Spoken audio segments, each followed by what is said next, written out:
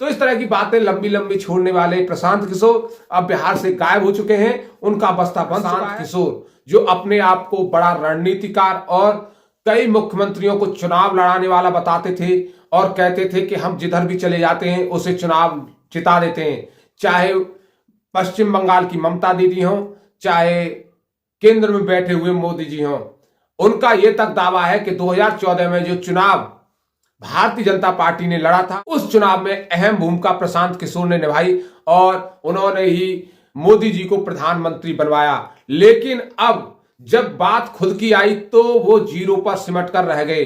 जो पार्टी या फिर जिसका संस्थापक चुनाव से पहले यह कह रहा था कि नीतीश कुमार को 25 सीटें नहीं मिलेंगी, उस पार्टी की एक भी सीट बिहार में नहीं निकल पाई। तो जनसुराज ने ऐसा क्या किया, कहां कहां पर जनसुराज ने गलतियां की जिसकी वजह से प्रशांत किशोर एक भी सीट नहीं निकाल पाए, यह सबसे बड़ी बात है। और जब से चुनाव का नतीजा सामने आया है प्रशांत किशोर गायब है। और आपने देखा था चुनाव से पहले जब लगातार प्रचार चल रहा था, बड़े बड़े यूट्यूबर, बड़े बड़े जितने भी टीवी चैनल हैं, मीडिया है, उनके पास जा जाकर उनका बयान ले रही थी और उनके नाम पर पॉपुलैरिटी लूट रही थी, टीआरपी लूट रही थी। लेकिन अब जो नतीजे आए हैं उसके बाद वो सोशल मीडिया से गायब है, टीवी चैनलों से गायब है और अब उनकी कोई भी सुध नहीं ले रहा है। जैसा कि हमेशा होता है, जो जीतता है उसकी मीडिया पूछ करती है और जो हार जाता है उसके पास जाती भी नहीं है।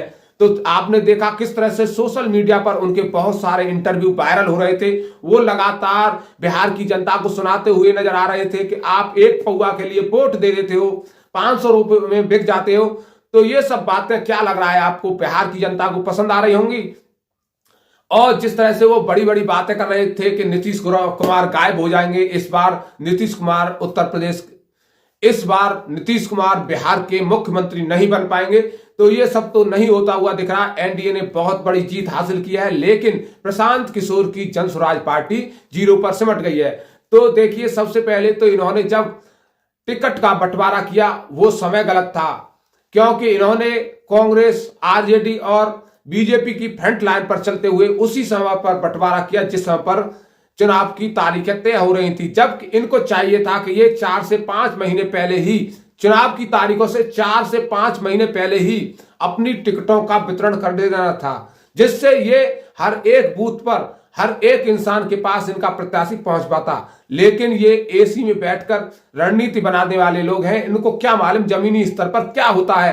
प्रशांत किशोर ने अपनी चुनावी टीम भी बनाई तो कहीं हरियाणा से लोगों को पकड़ा, कहीं दिल्ली से लोगों को पकड़ा, यानी बिहार से इन्होंने उन लोगों को हायर नहीं किया जो जमीनी स्तर से जुड़े हुए थे, जो राजनीति में अपनी पकड़ रखते थे और वो प्रशांत किशोर को यह बता सकते कि आपको किस मुद्दे पर कहां पर बोलना है। यही कमी आपको उनके भाषणों में नजर आई होगी कि उनके पास मुद्दे ही नहीं थे, उनको यही नहीं पता था कि बिहार की हवा क्या कह रही है, बिहार की नब्ज क्या कह रही है और किस तरह से हमें बोलना है। तो आपने देखा किस तरह से प्रशांत किशोर वहां पर फेल हो गए। वही बात करें, उन्होंने ऐसे लोगों से भी प्रचार कराया जो बिल्कुल गालीबाज गानों के द्वारा प्रचार कर रहे थे और जो बिहार की जनता को पसंद नहीं आया। तो सोशल मीडिया पर गुबार बनाना बहुत आसान बात है, लेकिन जमीनी स्तर पर पहचान बनाना बहुत कठिन बात है। लोगों के बीच जाकर उनको वोट में कन्वर्ट करना बहुत बड़ी बात है। जैसा कि आपने देखा किस तरह से चनपटिया से मनीष कश्यप चुनाव लड़ रहे थे और उनके फॉलोअर और सब्सक्राइबर आपने देखा है मिलियन में है, जनता उनको पसंद करती है। लेकिन जब बात आई वोट की तो वो भी वहां से हार गए, जबकि वो चनपटिया में एक फेमस चेहरा थे और लग रहा था कि मनीष कश्यप भी वहां से चुनाव जीत जाएंगे। लेकिन मनीष कश्यप तक चुनाव हार गए, वो भी अपनी पार्टी के लिए एक सीट नहीं निकाल पाए।